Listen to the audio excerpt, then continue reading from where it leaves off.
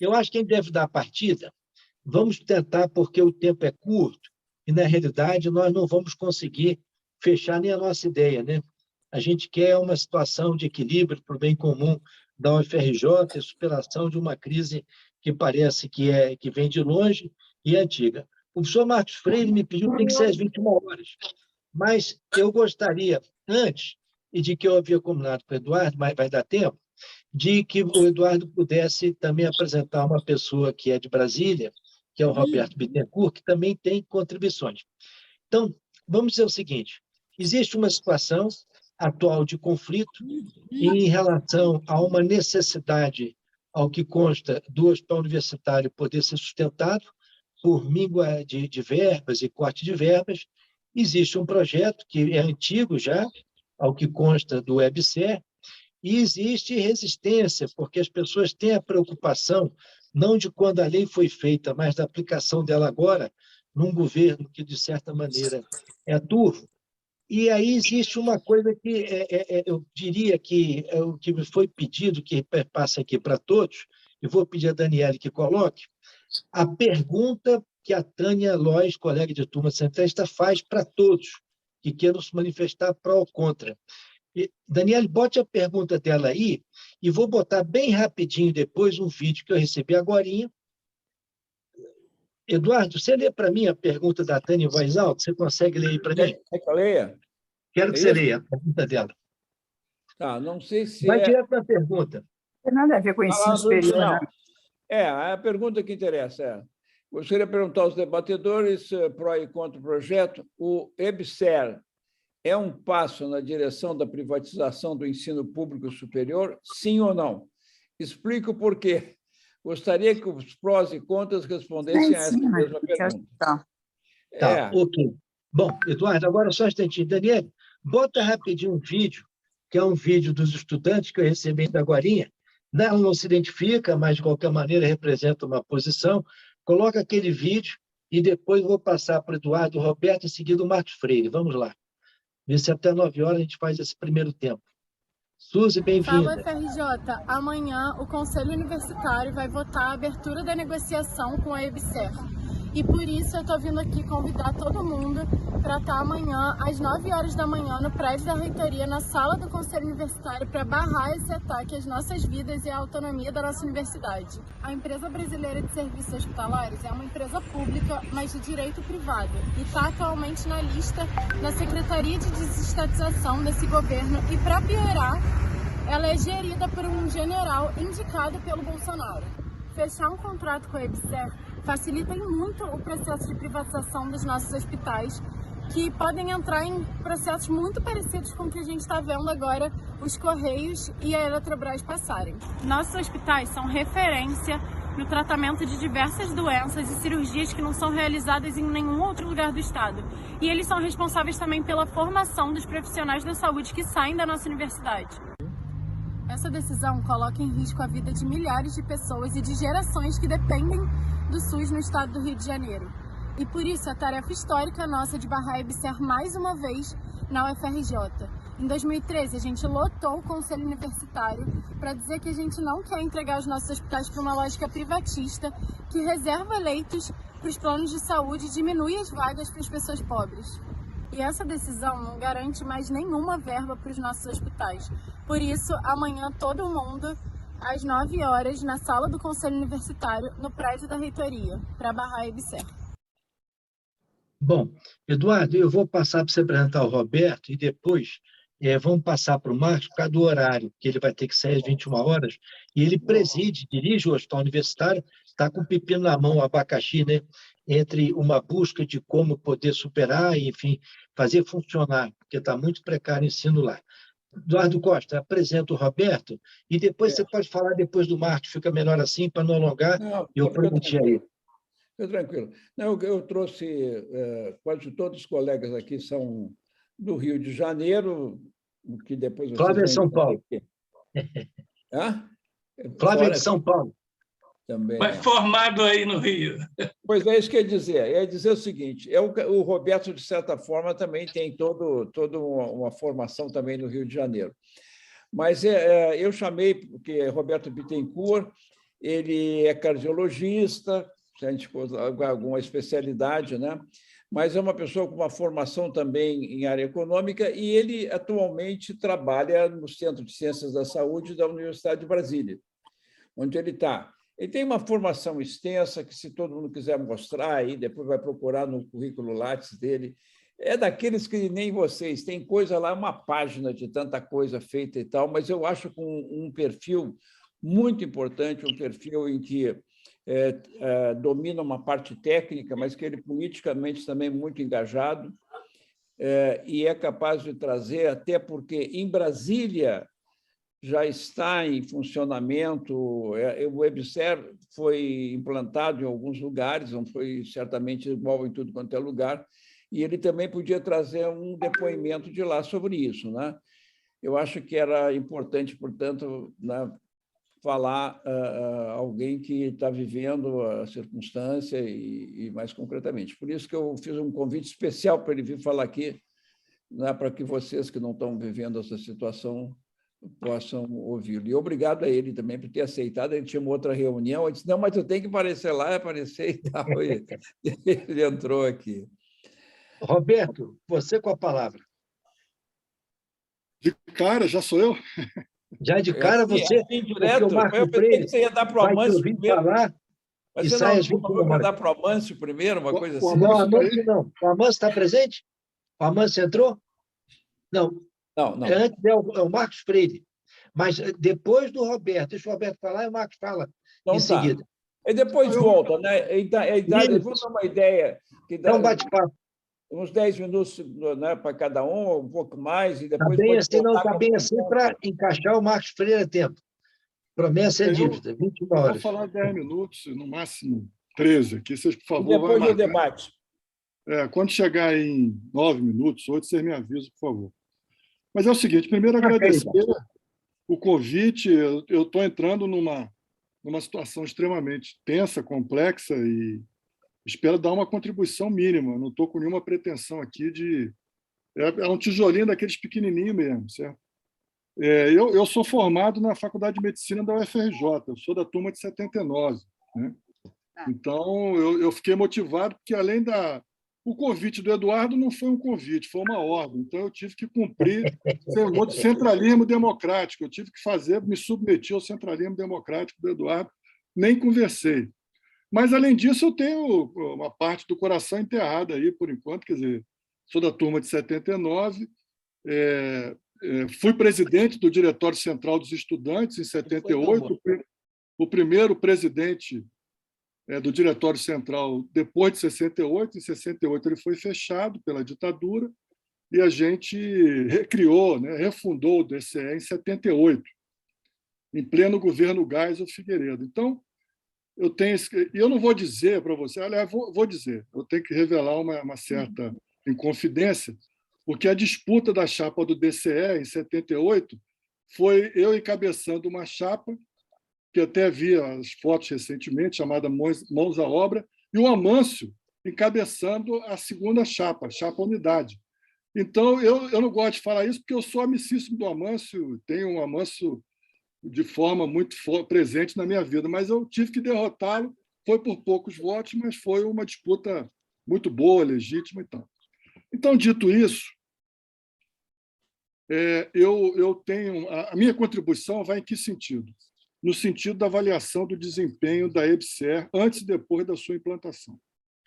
Então, eu tenho acesso, o meu doutorado foi em cima de avaliação de desempenho, de matriz de desempenho da atividade hospitalar pública. Né? Então, eu fiz o doutorado aí na ENSP, na Escola de Saúde Pública, Nacional de Saúde Pública, Sérgio Aroca, e fiz a avaliação de desempenho em cima da superlotação das emergências. Né? E, a partir daí, eu tenho uma linha de pesquisa, tenho um acompanhamento todo em avaliação de desempenho. Né? E estou trazendo para o debate 2 estudos, né? Trazer de forma muito sintética 2 estudos de avaliação de desempenho dos hospitais universitários antes e depois da implantação da EBSER. Então, é uma contribuição pequena, singela, tá certo? Eu sei que o Amâncio tem muito mais do que todos que estão aqui, tem muito mais a contribuir, mas para botar a bola no chão, para a gente começar a conversar, a gente teria essa abordagem. Primeiro, é o estudo de Thomas Dalvin, da Universidade Federal de Santa Maria. Aliás, esse é do Rio Grande do Sul. É um programa de pós-graduação em administração pública, não é em saúde pública, é em administração pública, né? E esse estudo do Thomas Dalvin, né, ele chegou à conclusão de que houveram melhorias com a implantação da EBSER em apenas uma das 4 dimensões que ele estudou. Ele estudou a dimensão ensino-pesquisa, ele estudou a dimensão infraestrutura, ele estudou a dimensão assistencial e estudou a dimensão econômica financeira. Dessas 4 dimensões que ele estudou, a única que ele viu que teve uma certa vantagem foi na dimensão assistencial, que, de fato, houve um avanço no atendimento ambulatorial, na produção ambulatorial e na produção de exames, né? Na dimensão ensino-pesquisa, aumentou a quantidade de residentes, mas, paradoxalmente, diminuiu a quantidade de produção científica, depois que a EBSER foi implantada. Na questão de infraestrutura, que talvez seja uma expectativa imensa do hospital universitário, porque eu estava na fundação, na inauguração do hospital universitário da UFRJ, era uma coisa linda, maravilhosa e fantástica. A partir dali está em queda livre até hoje, né? E a EBSER não melhorou a infraestrutura de nenhum hospital universitário que ela foi implantada. E, olha que ela foi implantada, mais de 40 hospitais universitários aderiram à EBSER, quer dizer, a gestão desses hospitais universitários passou a ser feita pela EBSER. Então, na parte de infraestrutura não aconteceu nada, tá certo? E na parte econômico-financeira houve um aumento de receita, mas um aumento de receita discreta, que ele avalia que foi fruto da contratação da área de pessoal, né? Porque a EBSER ela aumentou a contratação de pessoal, principalmente em função de sair a precarização dos profissionais médicos, de enfermagem, profissionais de saúde em geral. Eles tinham uma participação, eles trabalhavam nos hospitais universitários antes da EBSER, a partir das fundações de apoio das universidades. Então, era uma situação extremamente precária, tá certo? E, obviamente, com a EBSER, eles foram contratados pela CLT e isso modificou. Foi um avanço, é o único avanço que a EBSER constatou. O outro estudo é um estudo lá da Universidade de Santa Maria.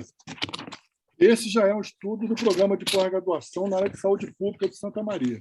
Esse estudo eu achei mais sofisticado, mais refinado. Por quê? Porque ele fez um estudo antes e depois, de maneira bem definida, né? E trabalhou com 6 indicadores de desempenho, né? 2 indicadores de infraestrutura, de estrutura, 2 indicadores de processo e 2 indicadores de resultado, né? E fez um estudo de 121 meses, pegando antes e depois, né? E fez um estudo estatístico, com significância estatística, e um estudo que, na minha opinião, ele se complementa, ele não contradiz o estudo da Universidade Federal do Rio Grande do Sul. Se você colocar os 2 estudos na mão e colocar os 2 estudos para serem analisados conjuntamente, é possível ver a identidade entre os 2 estudos e haver complementariedade entre os 2 estudos. Nesse caso, também, a vantagem que teve foi na parte assistencial, né? Principalmente porque houve uma contratação importante de médicos, né, e profissionais de saúde que saíram da precarização das fundações de saúde e passaram para serem seletistas da EBSER, né? No demais, na infraestrutura, por exemplo, aumento de leitos hospitalares. Não houve aumento de leitos hospitalares. A quantidade de leitos que tinha antes e depois da EBSER é rigorosamente a mesma, não aumentou nada, tá certo? A questão que foi analisada também de processo, ele analisou a quantidade de fatura de AIH, de autorização de internação hospitalar, que foram negados pelo SUS. E ele percebeu um aumento de negativas de autorização de internação hospitalar, que, inclusive, tem impacto na receita dos hospitais universitários por essa lógica da EBSER. e ele percebeu que houve um aumento, quer dizer, diminuiu a eficiência administrativa dos hospitais sob gestão da EBSER, né? Então, ele constatou que houve realmente uma rotatividade maior dos leitos. Esse é um indicador importante de desempenho hospitalar. Então, de fato, se conseguiu diminuir o tempo médio de permanência e se conseguiu aumentar a rotatividade de leito, o que gerou mais internação nos hospitais sob gestão da EBSER, depois da gestão da EBSER. Então, se a gente tem alguma ilusão de que vai aumentar a infraestrutura, que vai melhorar, vai haver aumento de incorporação de tecnologia, um monte de questões que estão estrangulando a assistência, estão estrangulando a atividade acadêmica, de pesquisa e ensino nos hospitais universitários, pode tirar o cavalo da chuva que isso não vai acontecer. Agora, por outro lado, abre a possibilidade, flexibiliza mais na contratação de pessoal. Então, a conclusão que eu chego é o seguinte: a questão da EBSER é contexto dependente, tá certo? Quer dizer, nós somos nós e o contexto. O contexto, na época da criação da EBSER, que foi em 2010, ela foi uma resposta do TCU da época, do Tribunal de Contas da União, que estava banindo as fundações de apoio às universidades públicas, que eram uma situação completamente irregular do ponto de vista administrativo, do ponto de vista de pessoal. Então, o Tribunal de Contas deu um prazo para que o Ministério da Educação e o Ministério da Saúde resolvessem o problema dos hospitais universitários. Eles estavam vivendo sob crise permanente e constante das fundações de apoio. A resposta para isso foi a EBSER, tá certo? No momento atual, o contexto é outro. O contexto é de ataque ao Estado, é um contexto de sucatear o Estado, é um contexto de privatização. Então, isso tem que ser levado em conta, obviamente, né? Então, a letra fria da avaliação de desempenho, ele estimula em parte, ele tem uma parte positiva e tem uma parte que não vai se resolver. Não adianta achar que a EBSER vai ser a varinha de condão, porque não vai ser. Se o hospital universitário da Universidade Federal do Rio de Janeiro tem problema de contratação de pessoal, né? Se tem muita precariedade na contratação de pessoal, a EBSER vai resolver. Se não tem, a contratação, quer dizer, através de concurso público, através do regime estatutário, é o porto seguro de quem defende o Estado, tá certo? Quer dizer, concurso público estatutário é a forma de garantir assistência à saúde, né, na área da saúde pública, é a forma jurídica incontestável, porque é o porto seguro, é a garantia que nós vamos ter continuidade. A EBSER não dá essa garantia, né? Ainda mais no contexto de desmonte do Estado em pleno governo Bolsonaro. Então, eu avalio que tem que se fazer um balanço, realmente, e contextualizar essa proposta de maneira muito rigorosa, muito precisa.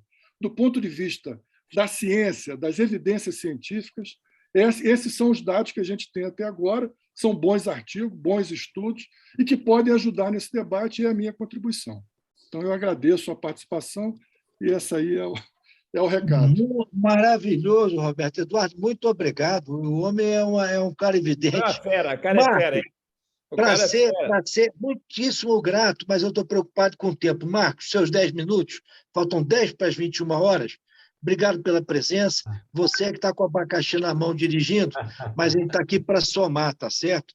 Aqui estamos todos esses amigos, é tudo Nacional de Medicina, um único coração. Vamos lá, guerreiro. Conta para a gente.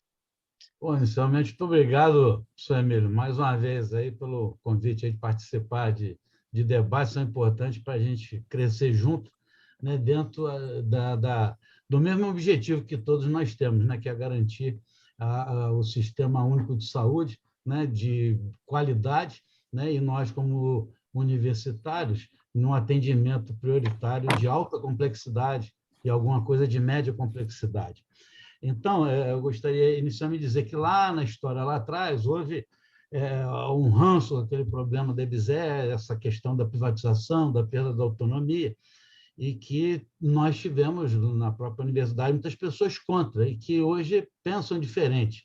Acho que a gente pensa, a gente discute, você pode mudar a sua opinião, não precisa mudar os seus princípios, mas a experiência e o ganho e a experiência com gestão é muito importante. Então, a EBSER, o objetivo dela, que é uma empresa pública, né, de direito privado, ela visa assistência, ela visa hospitais universitários. Dos 40 do Brasil, apenas os 8 da Universidade Federal do Rio de Janeiro não aderiram, né? Os outros 32 aderiram.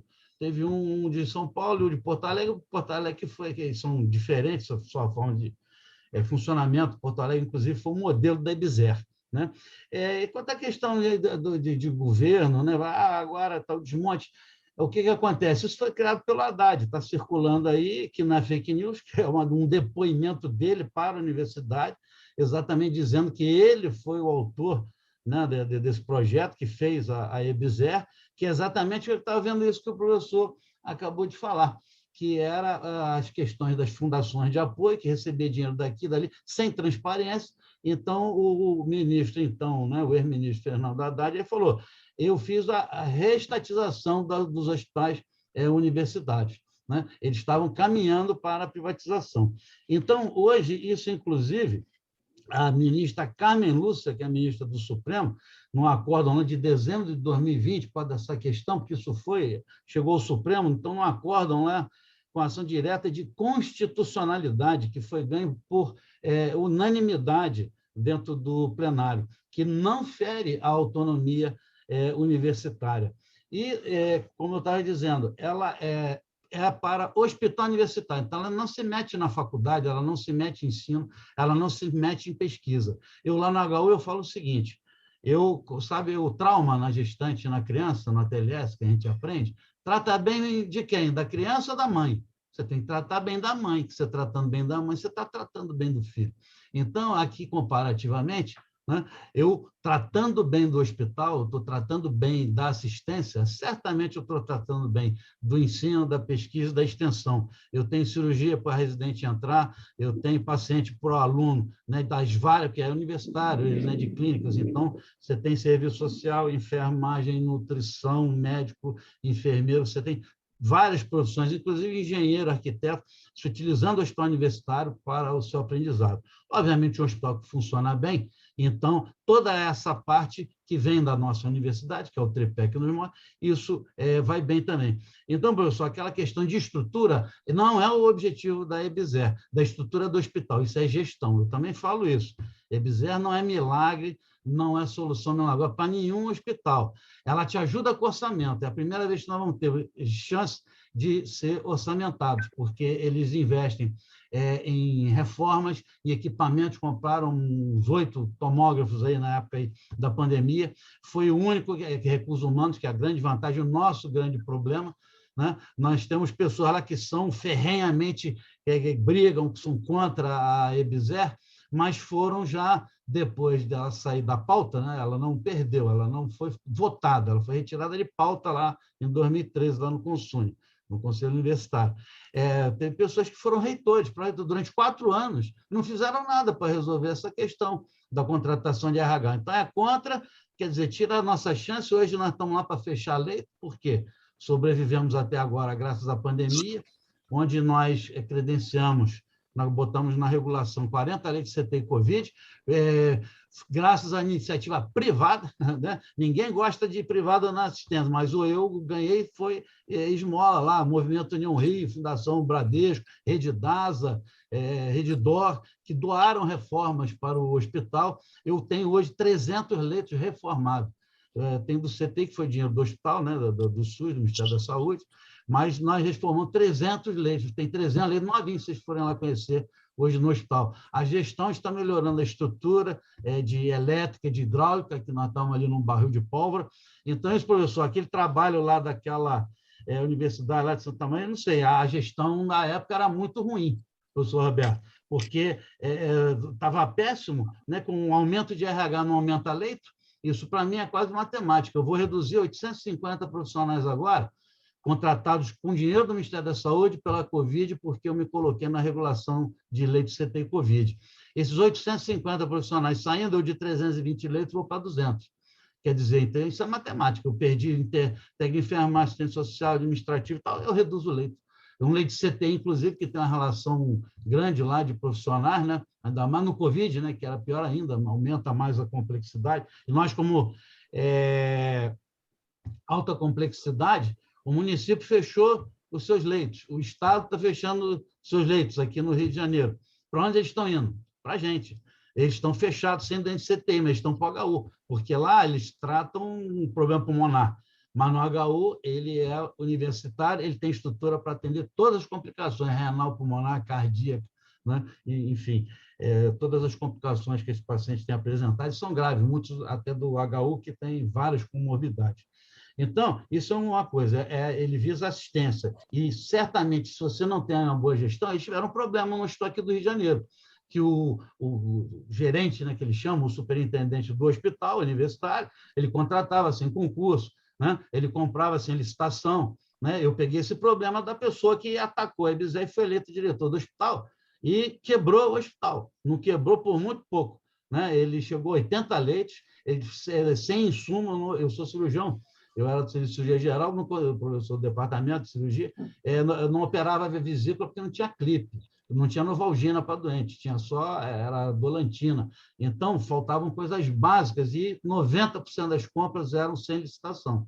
E tem que ser gestão, não foi a EBSER, porque eles foram contra, eles se elegeram com essa bandeira de ser contra a EBSER, então entregaram o hospital sucateado, né? Teve que haver uma intervenção que entrou o doutor Leôncio Feitosa, feita pelo antigo reitor, e que conseguiu começar essa reestruturação, que eu estou continuando já há 2 anos lá, graças a Deus, consegui aumentar bastante e acho que eu fui o único hospital federal no Rio de Janeiro que deu uma pronta resposta nesse atendimento da pandemia, sem EBSER. Agora, vou sentir falta dela, porque já era para eu estar sentindo quando eu entrei na gestão, porque já não tinha EBSER, eu me aproveitei do Covid, mandei para o Ministério da Saúde, mandei para o Ministério da Educação, olha, preciso aqui de investimento, o hospital está piorando, está caindo, e aí eu estou mantendo um atendimento muito bom, de bom nível, com reformas, com estrutura, e a EBSER não vai resolver o problema para o ano que vem, não. Isso até se for aprovado agora, é uma aprovação para discutir um contrato, não é para aprovar um contrato, não existe contrato pronto para ser assinado. Então, nós vamos discutir um contrato, e, obviamente, eu não posso fazer um contrato que é ruim para a universidade, que é ruim para o hospital, isso é o jurídico que tem que entrar em ação. Então, assim, gostaria de finalizar. Então, a privatização não existe, é para atender só SUS, é exclusivo de SUS. Tem muita gente que atende convênio, tem muitos institutos, o nosso lá de cardiologia, no estatuto dele, no artigo 5º, 7º e 33º, ele pode atender, ele se diz também uma empresa pública de direito privado, e que pode lá contratar pessoal através de recebimento de plano de saúde, né? Isso o professor que é lá do Instituto de Cardiologia, que prega isso, mas no seu instituto, o seu regimento aprovado por ele, consta isso, né? Mas na EBSER é contra. Né? Então, só podemos atender SUS. Né? As pessoas falam, pressa? Por que a pressa? Nós estamos há 1 ano discutindo isso. Desde o ano passado, nós tivemos a reunião todos os diretores de unidade do complexo hospitalar, levamos ao CCE, isso em dezembro do ano passado. Né? Depois levamos ao CCS, foi aprovado que isso deveria ir à reitoria para amplo debate. Nós fizemos amplo debate, fizemos com a faculdade. O Leão, estando aí, ele sabe mais do que eu, aí foi Fortaleza, teve do Sul, teve 3, pelo menos, reitores, teve aqui a UF, então, com o reitor, com os gerentes, com a área de ensino também. Então, ninguém diz que ela é a 8ª maravilha do mundo, que vai fazer milagre, mas melhorou. Melhorou em todos os hospitais. Não vai melhorar a tua estrutura. A minha estrutura, eu tenho que fazer projeto, eu tenho que licitar lá, eu estou fazendo reforma do Busway lá, está podre, do hospital está podre, ninguém fez nada em 70 anos que ele existe, ele quer 50 anos que ele funciona, né? Desde 78, né, até agora.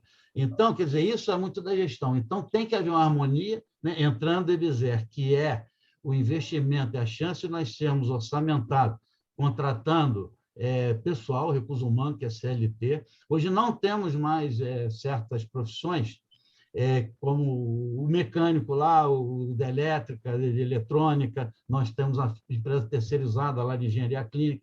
Então, isso não adianta, isso não existe mais concurso. Então, tem que ser terceirizado. E eles fazem isso. Contratos continuados de limpeza, de vigilância.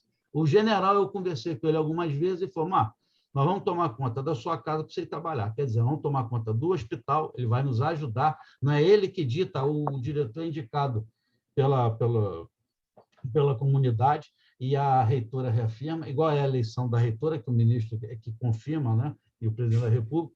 Então, ele não se mete muito nessa parte. Ele, pelo amor de Deus, não pede para indicar diretor, não, o superintendente. Isso vocês é que têm que indicar. Então, é como é na realidade. Ele, que eu saiba, não indicou. Né? E várias universidades que nós conversamos, que têm lá seus hospitais universitários que aderiram à EBSER, tiveram boa experiência. Estou dizendo, não é milagre, mas depende também da gestão. Então, só para encerrar, professor, eu acho isso. Muito tem, eu acho que aqui não é o caso, acho que aqui nós estamos de coração aberto dizendo nossas opiniões e você pode ouvir e aceitar ou não. Eu, com a experiência que eu estou tendo, muito angustiado de ter que reduzir mais de 100 leitos, 30% de leitos, não vai fechar, porque eu continuo com alguns funcionários já de certa idade, né, com comorbidades, muitos ainda licenciados, né, mas é muito triste um hospital que atende o município e atende o Estado, que é quem precisa de alta complexidade, né, tendo que fechar ali por causa da pandemia agora, que acabou. Então, uma coisa assim, que eu digo para todo mundo, é a ideologia que você tem de contabilizar. Já tem um ranço, que não adianta. Eu comparo muito com as pessoas. Não adianta o vascaíno ir lá no torcedor do Flamengo perguntar a eles quem é que gosta do Vasco. Não tem como, a pessoa é Flamengo. Você não vai convencer ele a mudar, a falar mal do Flamengo. Ele é Flamengo, ele gosta de... Eu sou, não dos dois, não, eu sou tricolor, tá? Botafogo, Botafogo. Parabéns. Bem-vindo de volta. Mas, então, é isso. Tem coisa que já existe aquela formação de opinião que é imutável, não tem como. Mas nós temos aqui presentes alguns que mudaram de opinião, acho que eles podem até engrandecer mais. Agora, Marcos, deixa eu só dizer uma coisa, eu acho importantíssima essa iniciativa de Centro de Estudos, que nós estamos vivendo uma polarização de muita fake news, muita hostilidade, e nós, no ambiente universitário, temos que dar uma qualidade da civilidade no debate, né? E a gente tem que poder ter capacidade, tanto é que nós até aqui, inclusive, por ideia do Eduardo Costa, em vez de botar pró e contra, deixamos falar prós e contras, porque todo positivo tem um negativo, não existe nada na vida que tenha um lado só, entendeu? Porque isso leva, muitas vezes, à falta de debate, à falta de maturidade, e nós estamos vivenciando, apesar da grande dificuldade, tentando fazer o mais democrático que pudermos.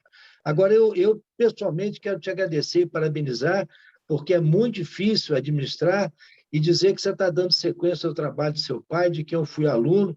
A minha turma fez todo o concurso da SUSEM por um curso de emergências para a rede da SUSEM, fez Rodolfo Rocco e Evandro Freire, que fazia toda a parte de trauma para a gente, e eu dei plantão na equipe dele, Getúlio Vargas, clandestinamente, porque não tinha um atestado negativo do DOPS na época, não podia, para aprender a entubar, o que não podia aprender na faculdade. Então, eu, pessoalmente, parabenizo, acho muito importante o que nós estamos fazendo, mas vamos dar sequência. Se você puder ficar ou depois ver o vídeo, eu agradeço, mas o seu recado está muito bem dado, tá? Muito obrigado. Eu parabenizo pela iniciativa aí, a todos os colegas aí, muito obrigado aí pela atenção, é isso aí, é o debate aberto, a gente não comentou, passou até aquele comentário da menina, né, aquele vídeo, você vê, tudo bem, a gente conversa, o aluno muitas vezes não tem noção do que é um hospital, do que é uma gestão, do que é gerir, do que é reformar, do que é manter, né, um gigante daquele funcionando, aí o negócio você vê, da geração, né? Vamos entrar, vamos barrar, não sei o quê, com truculência. Acho que isso não é debate, né? Então, vamos debater, mas às vezes fica na truculência, fica no embate, né? Em vez no debate. Então, é isso, pessoal. Muito obrigado aí, um abraço, boa noite a todos aí. Obrigado.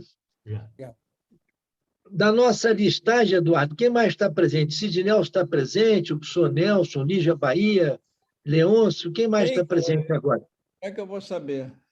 Então, fala tu, Eduardo. Fala tu agora. Não tem problema, não.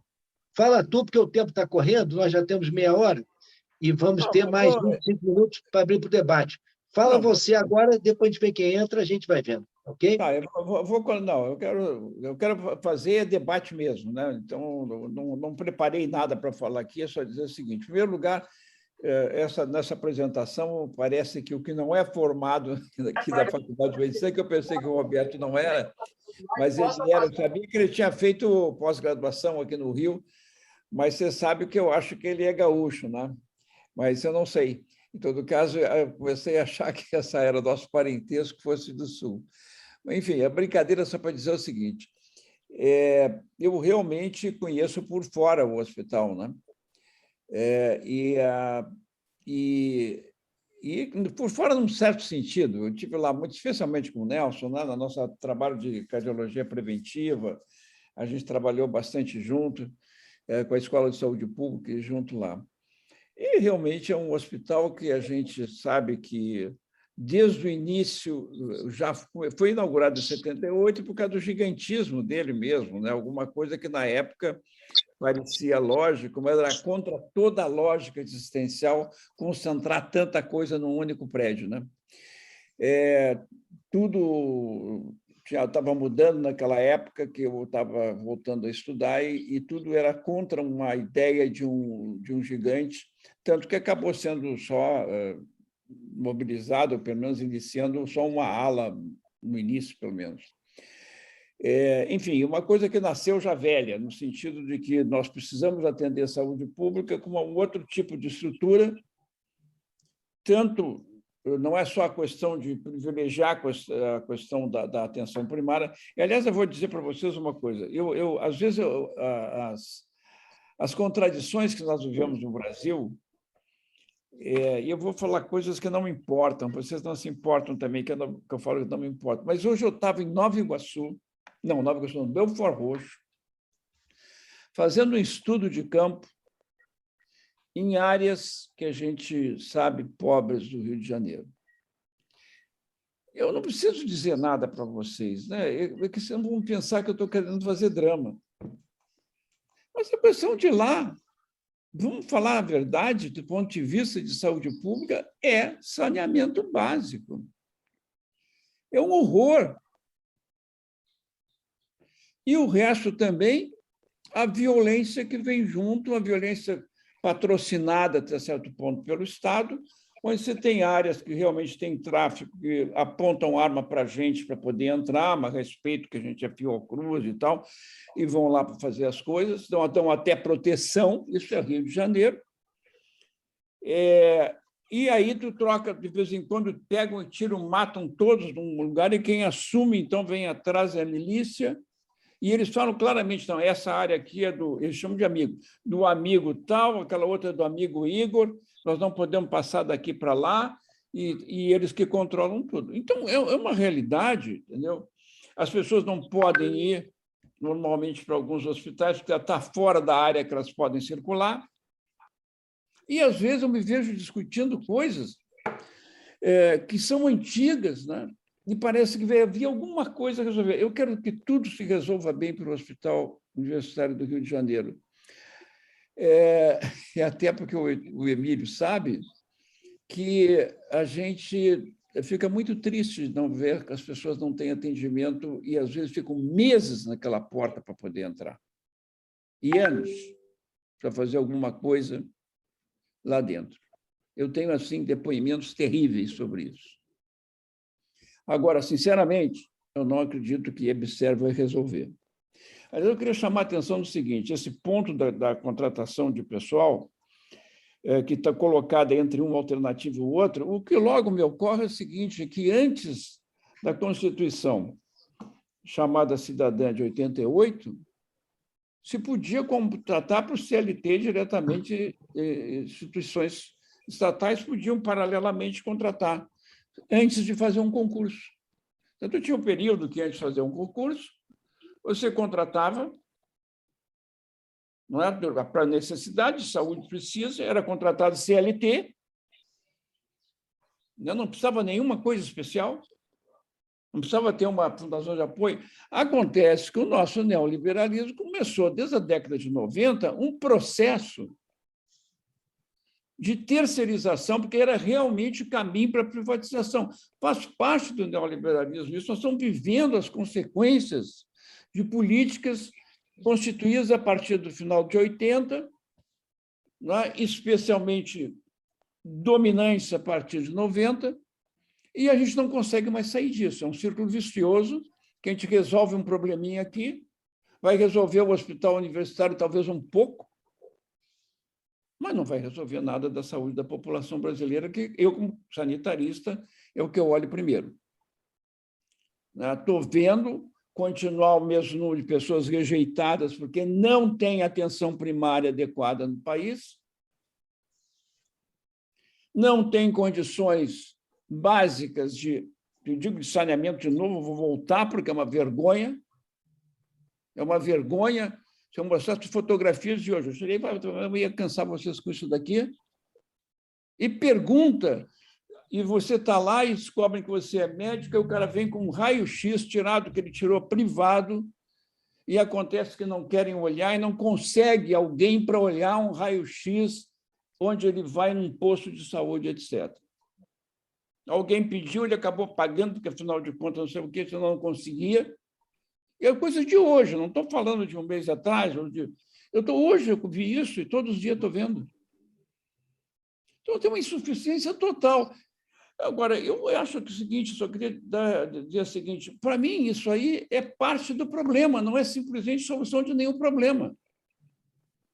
É uma continuidade do problema. É a manutenção das coisas com um passo que nos anima um pouco, entendeu? Para alguma coisa acontecer, resolve uma angústia, mas não resolve nada centralmente. É a minha opinião. Eu não quero dizer com isso que não seja feito o contrato, não é essa a posição minha. Gostei muito, realmente, da apresentação, eu sei qual é a ansiedade que tem um dirigente, né, de uma instituição, mas eu, na minha capacidade, não ser o dirigente de instituição, mas uma pessoa que é um sanitarista preocupado com a questão da saúde da população, eu vou dizer que essa concentração tecnológica é perniciosa. Ela é perniciosa. Claro que esses nossos exemplos é o INCOR, todas essas coisas que fizeram isso, que foram extremamente prejudiciais ao SUS, e elas falam como se fossem o SUS. Aquilo significa o abandono paralelo dos outros. É o abandono. É deixar as pessoas miseráveis e ignorantes. E aí, um desses pobres entra lá e mostra que tem um pobre que veio e fez um transplante cardíaco. Todos morrendo de caganeira não tem. Essa questão, entendeu? Que eu acho que é crítica. Né? Em todo caso, eu queria encerrar para dizer o seguinte, só quero colocar essa questão assim como um espelho ao contrário, não sei se é o contrário. É que eu quero muito que o hospital universitário, mas até quero muito que ele possa atender bem as pessoas o melhor possível. Mas queria tanto que era melhor que fizessem outras coisas em vez disso. Que a gente fosse capaz realmente de ter um Ministério da Saúde que tivesse planejamento de saúde. Nunca teve, tem no máximo orçamentário. Nunca teve dentro do SUS uma área de planejamento de saúde.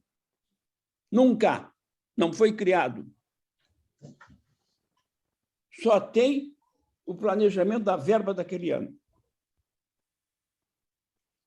E nada mais. Um plano de extensão coordenado centralmente, para não ter acumulação de coisas no mesmo lugar e completa vazio em outros. Tem uma área em Caxias, que eu também tive daí, isso faz 2 meses quase, completamente dominada por tráfico.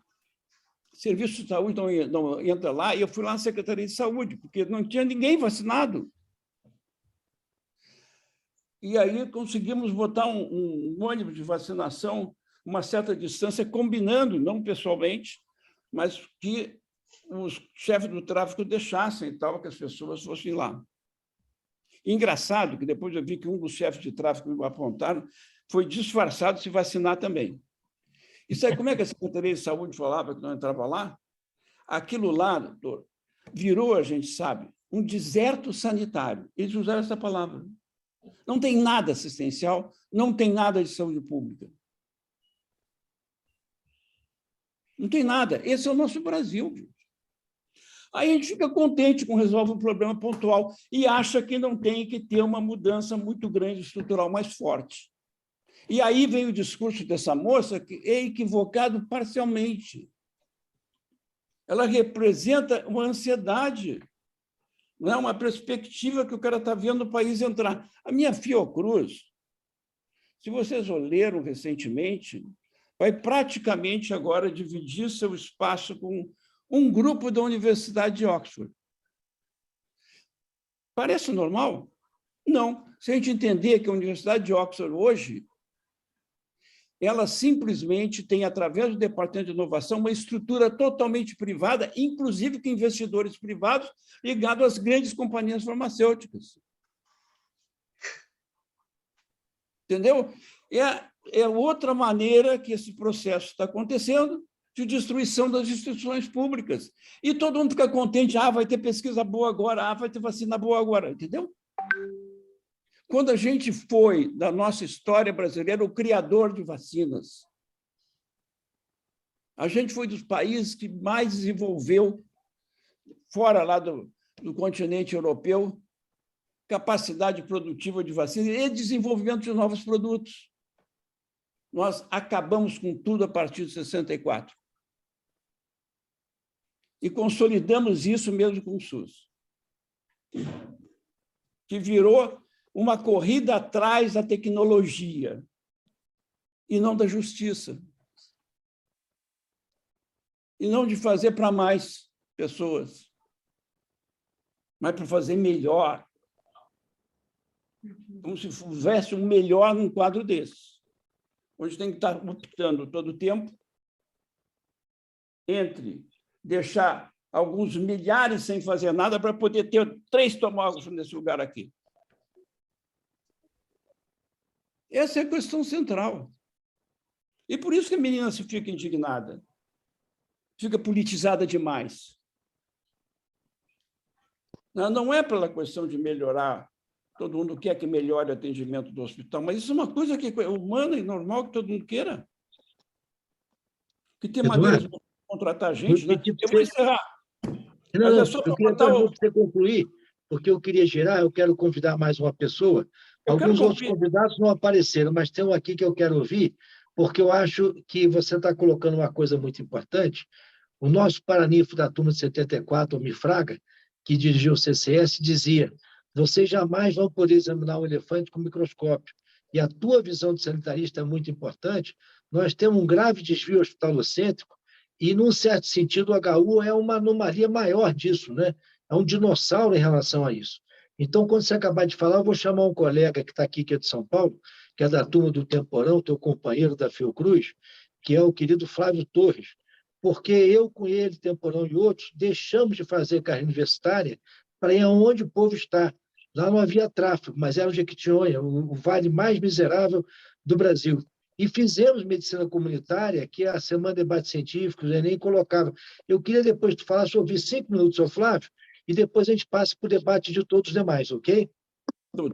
Só para dizer o seguinte, desculpe, eu até saí um pouco do tom, mas é que eu estou... Não, está maravilhoso, Eduardo. Está perfeito o que você está colocando, é importantíssimo. Não, às vezes o tom podia ser diferente, mais ameno e tal. Mas eu quero dizer o seguinte, porque nessa questão eu não vejo uma lógica fria realmente capaz de resolver as questões. Não é? Eu vejo que ao alcance de cada um o que está, e cada um pegar o que está a seu alcance. É uma coisa que é mais do que natural, não tem ninguém condenável por causa disso, né? E tentar qualquer solução. Agora, a gente tem que pensar junto que, se a gente não pensar outro questão do problema da saúde brasileira, isso sem falar do país como um todo, nós não vamos ter uma vida tranquila e boa em nenhum momento. Esse passo que se der lá, daqui a amanhã acontece vem um TCU desses da vida e depois se resolve que não é nada disso e prende todo mundo. Ainda tem mais essa, hein? Tem mais essa. A gente tem vivido sob ameaças permanentes de órgãos de controle que não entendem nem querem saber nada de saúde, na verdade.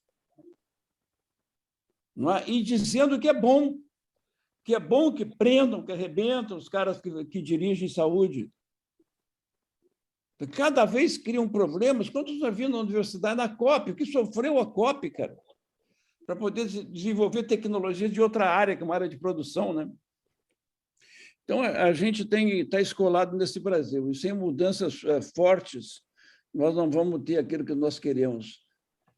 dirigir um hospital com calma, com tranquilidade, sabendo que tem uma programação que vem, que os pacientes que vêm, temos soluções para eles, que eles vão poder ser agendados claramente, ainda que tenha uma filazinha, se resolve, mas a fila tem nome, tem época, tem preferência em função da gravidade, e assim vai. Eu vivi na Inglaterra, me conheço muito bem o que foi feito lá. Não, nada daquilo foi feito aqui. Aquilo é só uma ideia que é universal aqui, que é direito. Lá nunca foi escrito que é direito. Foi feito direito, tudo público. Tudo público. Não tem acerto com o privado. Tem que ter um muro entre os dois. Pode coexistir, um de cada lado. Não tem tempo parcial. Não tem tempo parcial para o privado e depois de tarde para o público. Tá? Pode comprar até serviços de alguma coisa privada atualmente, depois de toda a baderna promovida, ou tentativa, digamos, desde Major, porque a Thatcher não conseguiu. E o que tem lá? E quer a gente dizer que isso aqui parece a Inglaterra, que é um sistema universal, e todo mundo fica dizendo essas bobagens por aí. Entendeu? É simplesmente aqui um sistema que a gente pode chamar, no máximo, híbrido de saúde. Não existe sistema público de saúde. É híbrido, é misturado, tudo misturado. E no misturado, meu amigo, a ideologia do privado é mais para mim e do público se lixar. Então, esta questão é central que a gente está vendo aí. Bom, eu terminei. Eu desculpe aí, eu volto ao debate com mais serenidade. Não, está ótimo, Eduardo, está perfeito. Te agradeço imenso, você contribuiu muito, acho extremamente importante a presença do Roberto, mas eu quero fazer uma pergunta. Dos nossos convidados previstos, o Cid Nelson está presente, o professor Nelson está presente, não? Não estão aí, né? Eu não vi. Então, eu vou pedir que para o Flávio, que é da turma do Temporão, e que tem outra visão universitária, eu mesmo fui um que abdiquei de fazer carreira universitária para ir para o Jequitinhonha, para ter uma vivência universitária de povo. Flávio, fala um pouco da visão que você me falou, que para cada dólar investido na saúde primária, você previne 10 dólares gastos na terciária. Traz isso para a gente, que eu acho importante, e nós temos, como disse o Eduardo, ter uma solução completa na realidade. E talvez, além de uma reforma sanitária, devamos pensar numa revolução sanitária, ou seja, colocar realmente o povo como dono do seu destino e de sua própria saúde. Flávio, por favor. Obrigado, Vermelho. Eu não sei como é que eu entro aí nessa imagem, mas...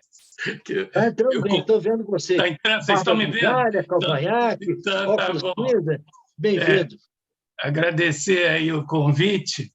Né? Eu abandonei a universidade, né? Você também, de uma certa forma, a carreira universitária, para ir lá para o Jequitinhonha. E é interessante, né, essa coisa da atenção primária, que nós fazíamos uma atenção primária, que eu administrava um hospitalzinho que não tinha oxigênio, não tinha, o ultrassom nem tinha naquela época, não tinha raio-x, não tinha nada na cidadezinha lá de Cachoeira do Pajeú, e nós tínhamos indicadores de saúde, de mortalidade materna, mortalidade infantil, iguais ou superiores à da maternidade lá do Recife, com a desnutrição graçando e tudo. Só que no nosso pré-natal, nós fazíamos 9 consultas até ela chegar na sala do parto. Nós tínhamos uma atenção básica lá, nós fazíamos a puericultura mês a mês, com todas as crianças. A criança que precisava, voltava. Então, nós tínhamos uma atenção primária que nos fazia não precisar do raio-x, do oxigênio, hoje em dia das tomografias. É claro que eu me sinto hoje em dia quase que um dinossauro. Vocês terem uma ideia, agora com a Covid, eu me aposentei e não pude voltar porque eu só trabalho concursado. Eu tenho esse vício. Eu não aceito terceirização, me contratar por terceirização nem nada. entendeu? Eu tive uma experiência depois como secretário de saúde lá do Embu das Artes, né? Eu brinco que eu fui mais secretário do Embu das Desgraças, tem uma BR que corta lá o Embu, à direita é o Embu artístico, a cidadezinha histórica, e à esquerda é o Capão Redondo, é o Jardim Ângelo, que está o tráfico, inclusive hoje em dia quem está mandando lá é um prefeito do PCC. Então, assim, naquela época começaram as OS, né? As OS, como essas coisas... Uma vez, inclusive, eu queria botar um hospital geral lá, fui conversar com o professor Guedes, né? Emérito sanitarista de São Paulo e tudo, e pedi para ele que ele me financiasse o que ele financiava a OS para eu botar um hospitalzinho geral lá. Ele riu aquele sorrisinho maroto e falou que isso não é possível.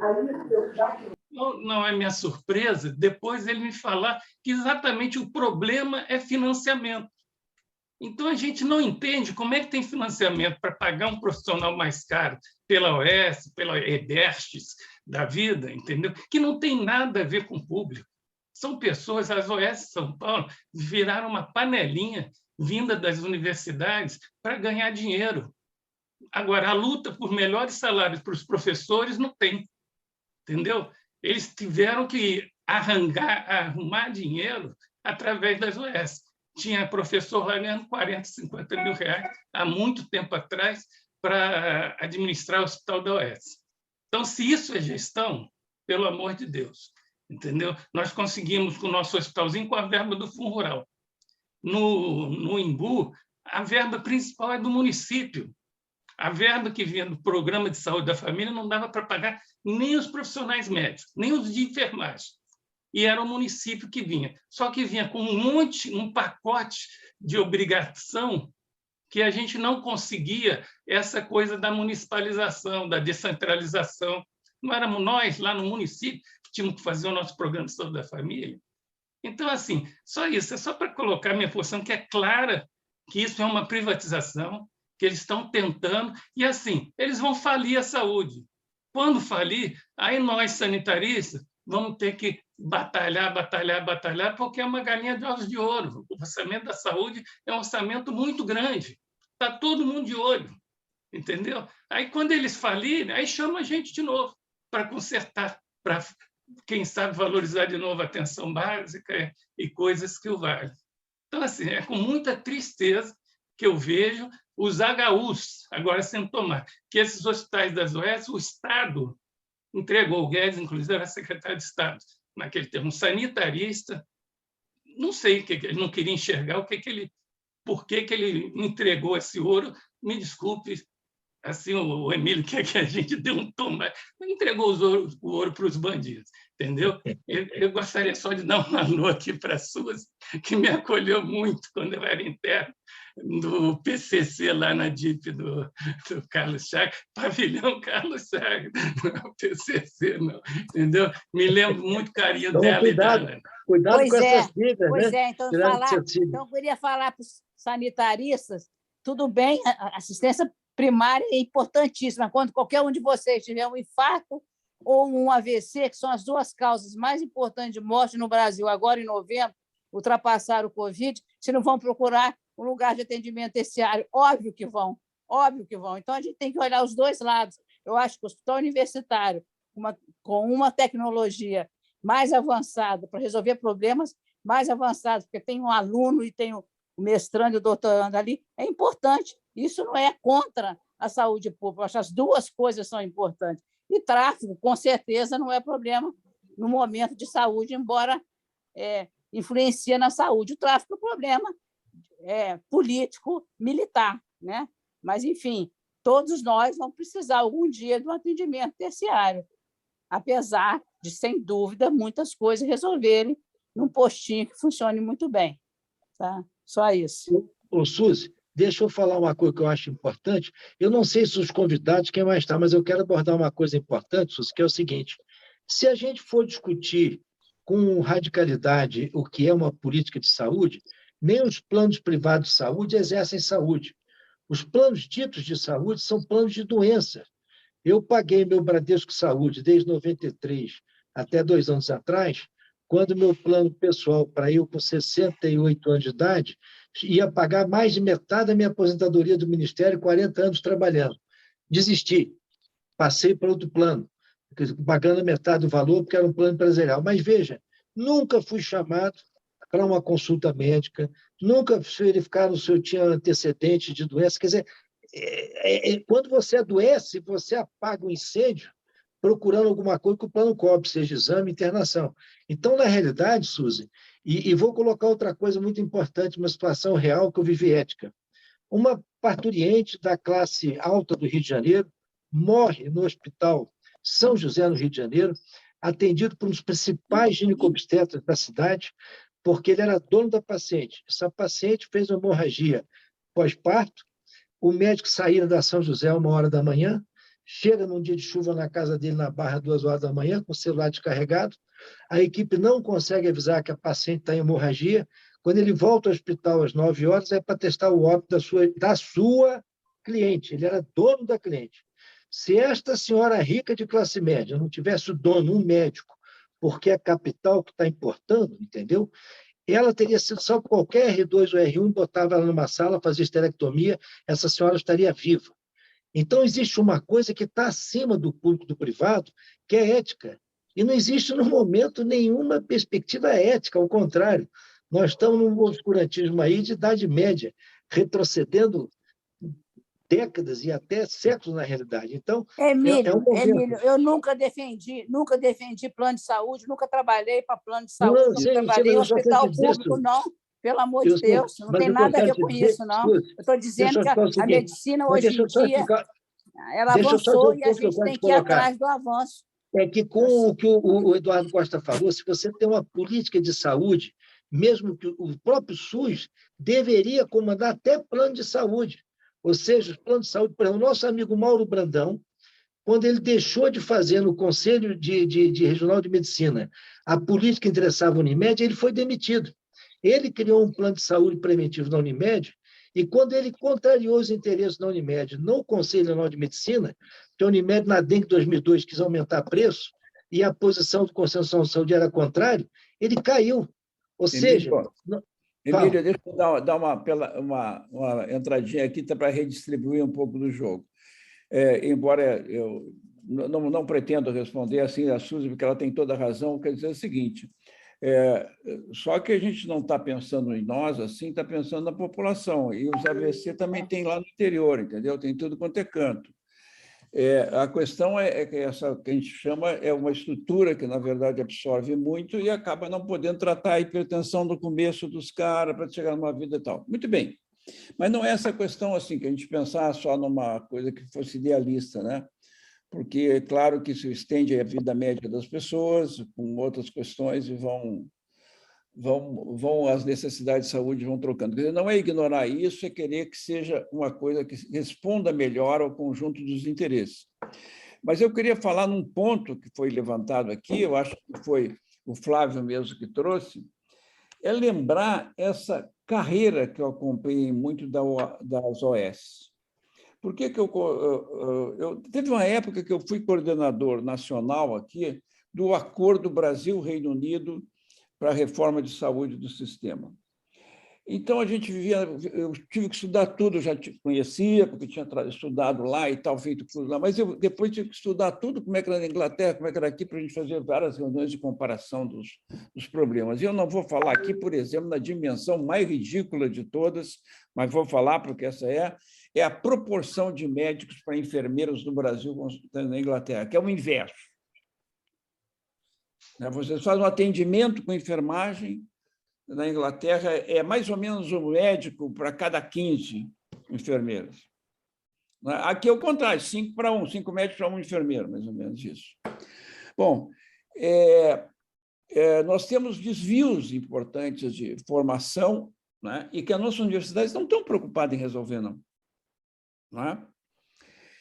Estão se engajando no grande movimento tecnológico, né, que todos os países podem... Olha a trajetória que fizeram alguns países se libertar disso daí. Né? Eu não quero nem pegar os exemplos, mas que pode chegar à alta tecnologia procurando justiça mesmo, ao mesmo tempo de tudo ser distributivo mais adequadamente. Então, esse aqui é o ponto.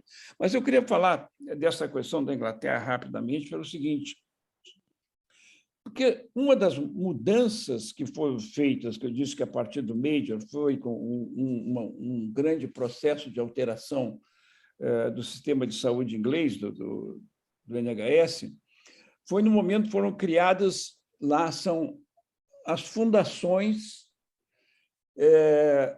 para manutenção do hospital em condições tecnológicas.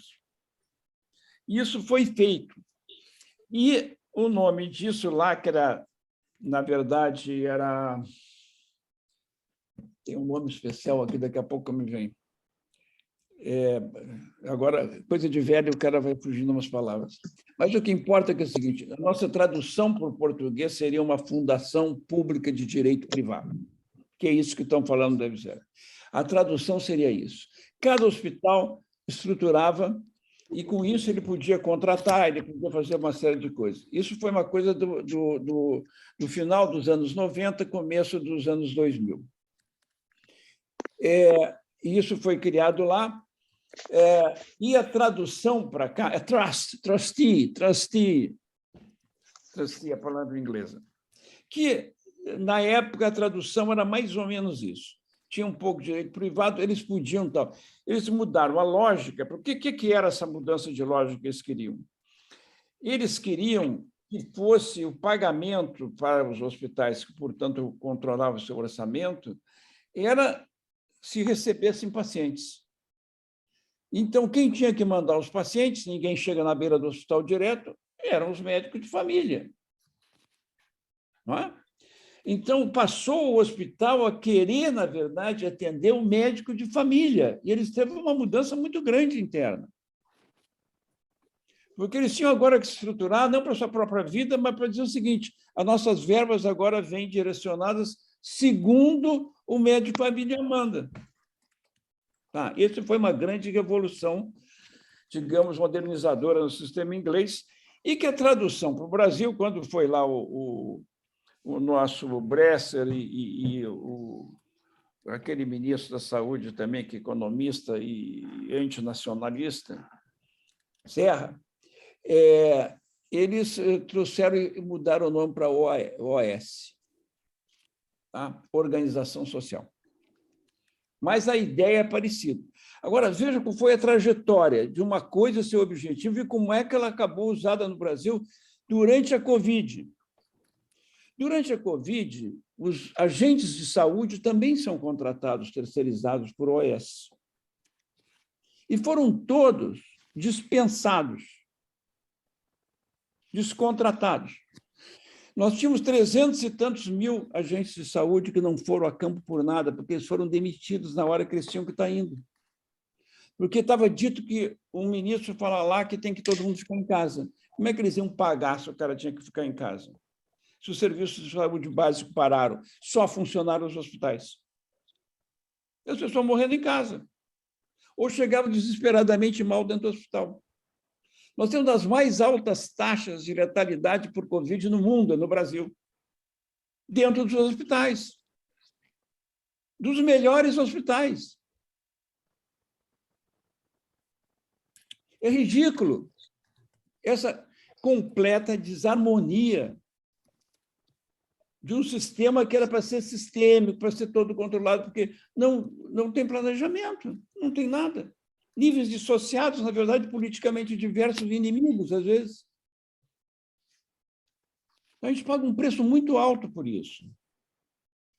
E é só para dizer isso, que eu digo, lamentando ou não, que daqui a amanhã o EBSER, que é uma boa ideia para contratar gente privado, ele acaba se desnaturando, porque o nosso sistema é para desnaturar tudo que tiver um componente ético que não seja a ética do dinheiro. Tudo que não tiver a ética do dinheiro por trás, fundamental de concentração de dinheiro. A concentração tecnológica não é distributiva, ela é cada vez mais empresas maiores, mais concentradoras. Então, nós vamos, quando fizer essa nossa fundação, nós, por exemplo, entrar também, porque eu sei que quase todos os hospitais, como eu disse no início, eu acho que o nosso diretor não tem alternativa, que seja isso mesmo o passo de hoje que ele tenha que dar. Mas não com ilusão, né? Evidentemente. Não com ilusão que nós estamos dando uma frente, um passo à frente, porque não mudou nenhuma lógica. A única lógica é contratar gente. Não mudou, como eu disse, quando fez as OS de lá, os trustee, a lógica era para inverter, era a valorização da atenção primária. Aí o cara, então, ele vai ganhar segundo for indicado, ele der alta e o cara está contente com ele.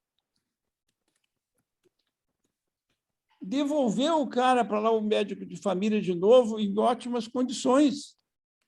Não é a coisa do nosso conceito de fora, curei a pessoa, ela saiu curada. Não, senhor, ninguém cura ninguém.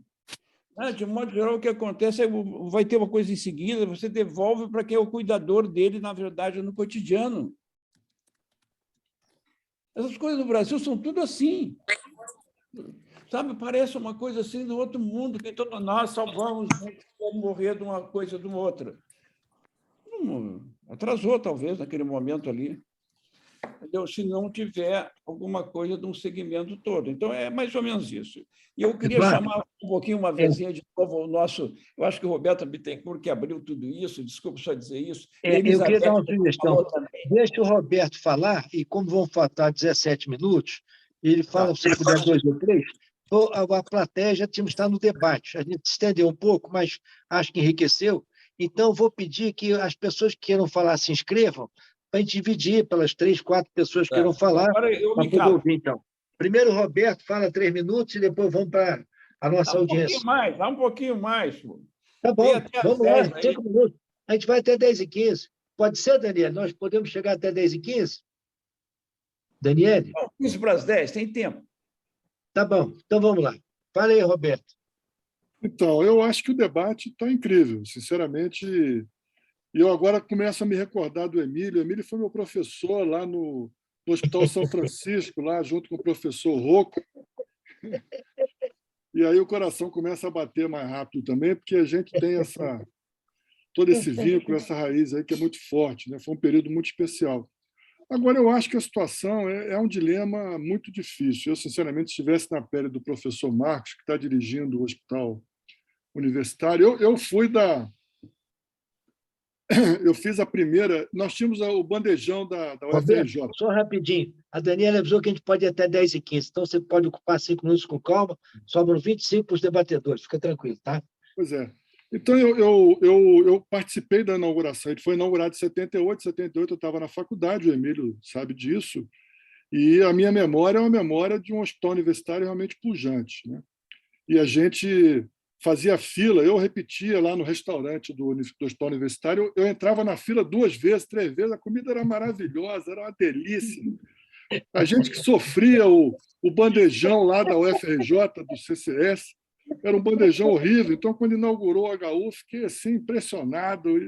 E olha que eu era, na época, era presidente do DCE, fazia discurso dentro do bandejão, aquela confusão toda. Agora, realmente houve um processo de sucateamento da saúde pública impressionante. Esse testemunho do Eduardo Costa e de todos vocês aí é revelador disso, né? Agora, eu particularmente acho que o sucateamento do setor público, hospitalar, ele está a serviço da iniciativa privada. Quer dizer, o SUS teve um boom na atenção primária, né? Nós saímos aí houve um aumento exponencial das unidades básicas de saúde. Nós temos unidade básica de saúde para todo lado no Brasil, em todos os municípios. Equipe de saúde da família, quer dizer, a atenção básica, é óbvio que ela é pouco resolutiva, ela tem vários problemas, mas o financiamento da atenção primária ela foi, nesse período mais recente, inclusive, a partir de 2003, é impressionante como é que a gente conseguiu fortalecer a atenção básica. Está muito aquém da atenção básica que é necessária. O Eduardo sabe disso. O Eduardo sabe como é que é uma atenção primária resolutiva, né? O nosso padrão ouro é o NHS inglês, né? Agora, meus amigos, meus professores, meus queridos amigos aqui da Faculdade de Medicina. O setor hospitalar público foi desfinanciado criminosamente, tá certo? E eu concordo com a professora que diz que não é possível trabalhar com a concepção de atenção primária desvinculado da atenção hospitalar. É impossível fazer isso, tá certo? Quer dizer, nós temos que ter uma atenção hospitalar pública forte e ela foi sucateada em prol dos grandes grupos financeiros. Quem é que manda na atenção hospitalar privada no Brasil? É o Fundo Singapura, tá certo? É o fundo lá de Hong Kong, tá certo? Quem comprou esses grandes grupos que estão cada vez mais concentrados, monopolizando a atenção hospitalar privada e propositadamente sabotando a atenção hospitalar pública. O que nós vimos na pandemia foi um assalto, tá certo? Quer dizer, nós vimos um hospital de campanha sendo montado, tá certo, a 300 milhões de reais, um grau de corrupção, de improviso, de terceirização, um negócio impressionante, né? Então, eu sou a favor do fortalecimento da atenção hospitalar pública, tá certo? Aliás, a minha prática é tanto na atenção primária quanto na atenção hospitalar, e acho que a gente tem que olhar com carinho a situação do hospital universitário aí. Quer dizer, eu acho que não é pouca coisa. Tem algum microfone aberto aí, ó.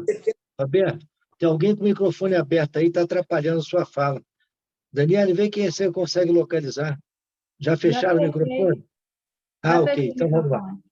Obrigado. Não é pouca coisa a questão de resolver o problema da contratação de médico e profissional de saúde para o hospital universitário nesse momento. Nós estamos falando em novembro de 2021. Não é pouca coisa, tá certo?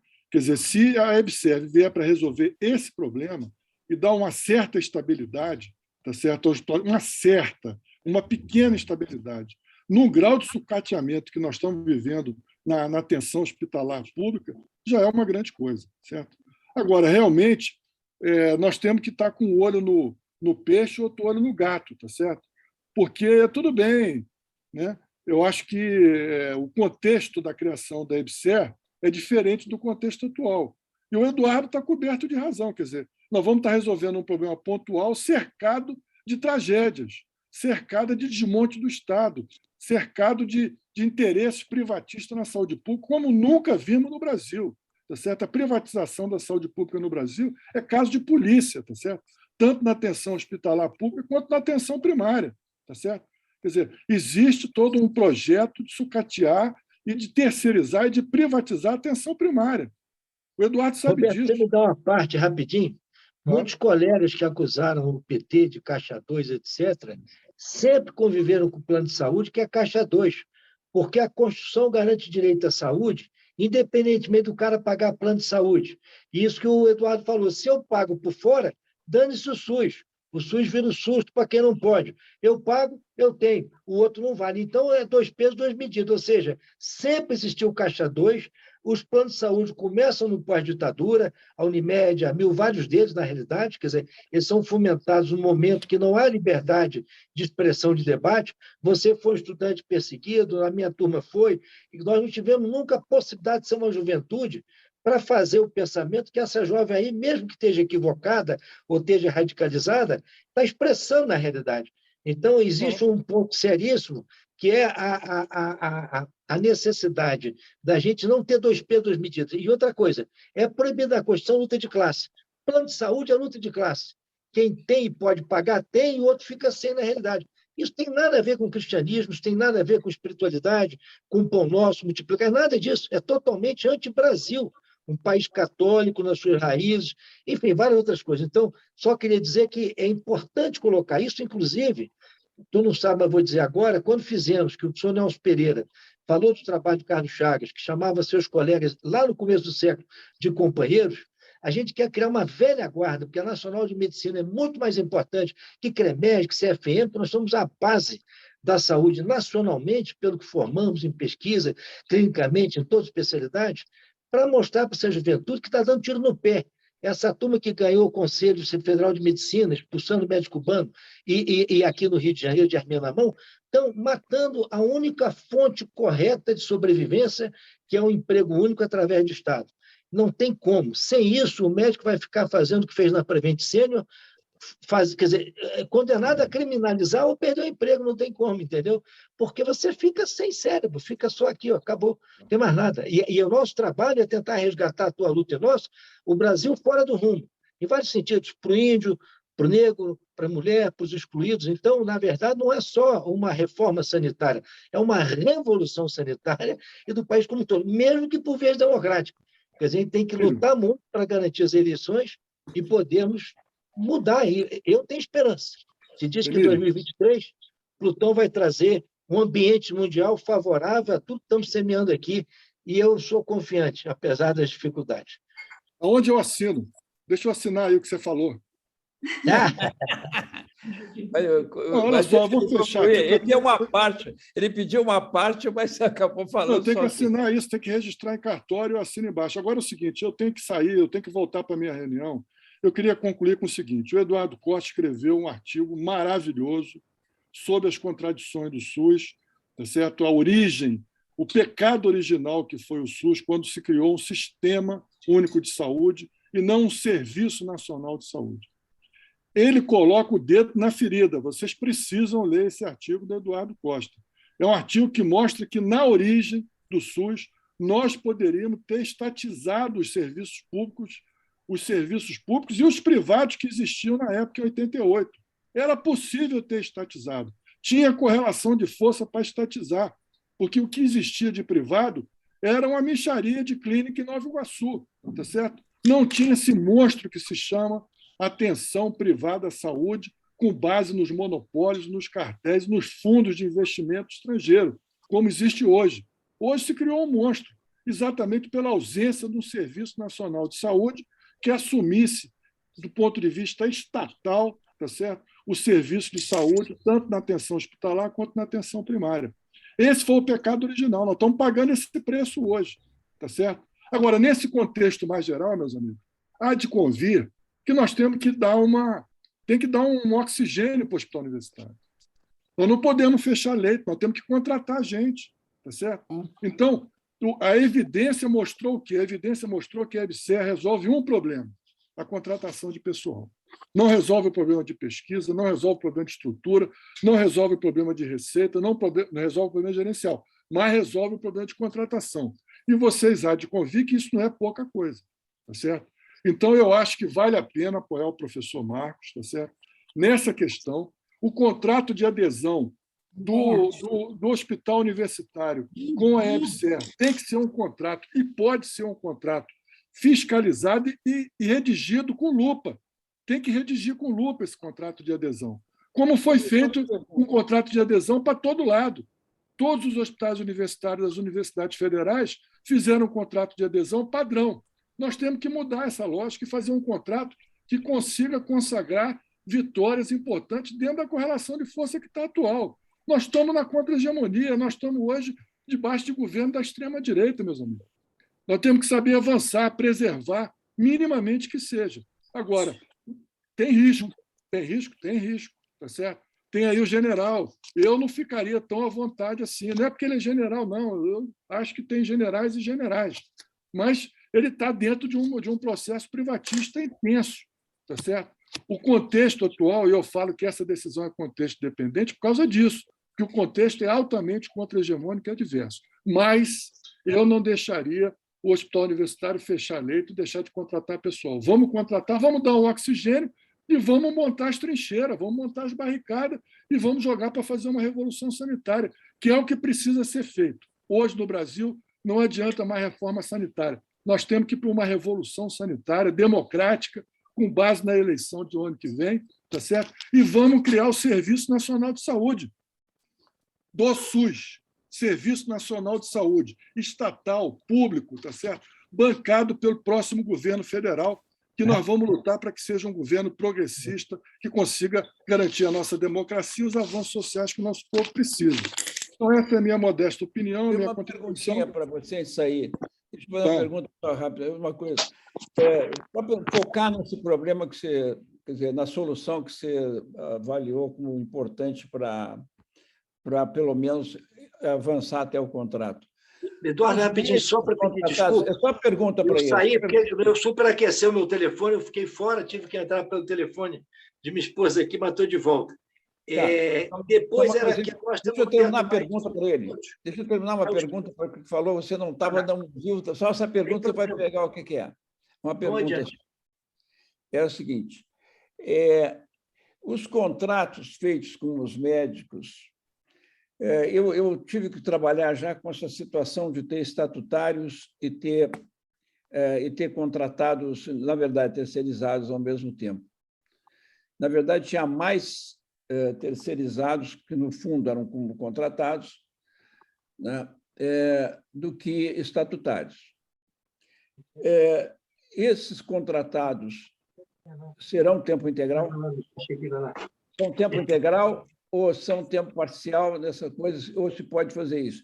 Porque o que eu assisti foi a quase completa substituição dos estatutários, que, em geral, são tempos, vários de tempo parcial, e que aí não aparecem mais. Eduardo, isso pode perfeitamente estar dentro do contrato de adesão do HU com a EBSER, tá certo? Contrato de 40 horas, não digo dedicação exclusiva, porque isso aí não sei se é possível, mas uma contratação seletista de 40 horas, rigoroso, pode estar dentro do contrato, tá certo? Isso está dentro das convenções de Genebra e dentro das convenções que se assina dentro da adesão, do termo de adesão, né? Então, várias questões como essa que você está colocando precisam ir para o contrato e ser garantida no contrato, tá certo? Eu acho que isso aí, no momento atual, vai dar um fôlego para o hospital universitário, minimamente, manter essa estrutura, que eu acho que ela é decisiva para o estado do Rio de Janeiro. Não é possível viver no Rio de Janeiro com o hospital universitário do hospital do UFRJ desmontado, tá certo? Ele já passou uma boa parte da sua existência vivendo em condições muito precárias, né? Mas agora eu acho que chegou um limite, eu acho que nós temos que avaliar isso com calma. Eu acho que tem uma posição de princípio que não vai ser maculada, tá certo? Eu acho que tem uma questão tática, tá certo, imediata, e tem uma questão estratégica. Quer dizer, a gente precisa trabalhar nas duas frentes, né? E eu acho que nós temos que avaliar com cuidado e pensar. É como você falou, é dar uma solução pontual, tá certo? Isso não macula a análise e a visão que a gente tem que ter do sistema enquanto um todo, tá certo? Uma coisa não embate a outra, não substitui a outra, pelo contrário, são dialeticamente complementares. Então, acho que vale a pena pensar com calma e apoiar o professor Marcos dentro do possível e ajudar ele a fazer um bom contrato. Eu faria isso. Se eu estivesse no lugar dele, eu estaria sofrendo, porque eu tenho uma vivência grande nessa área universitária. Evidente. Meus amigos, grande abraço. Quando a gente toma na mão, faz, né? Eu acho tudo importante, mas eu acho que é uma questão do aspecto democrático de debater as questões, que é importante, e nós estamos vivendo uma sociedade que ela está muito hostilizada e as pessoas, às vezes, não abrem o debate na realidade, entendeu? É muito complicado isso, né? Então, nós estamos fazendo aqui um esmero da gente até poder, quer dizer, evoluir na verdade, entende? Quer dizer, às vezes você tem que aceitar um mal menor na realidade. Claro, né? claro. Agora, eu acho que é importante a luta também de estudantes. Por exemplo, eu conversei com o professor Lapa, falei, Emílio, é horrível, porque se lá atrás, no começo, não tivessem por radicalismo, ou por uma visão, às vezes, que fica um pouco obtusa e parada no tempo, né? Fosse permitido observar, seria outro quadro hoje. Então, o que acontece é que também você tem que dar o remédio dentro de certo tempo, né?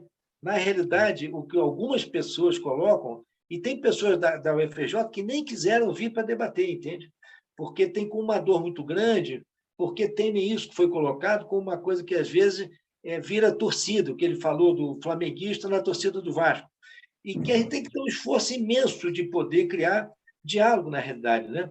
Até com o campo dos bolsonaristas, na verdade, porque esse negócio de só sair xingando de fascista ou te chamando de comunista, lulista, não vai fazer a medicina evoluir.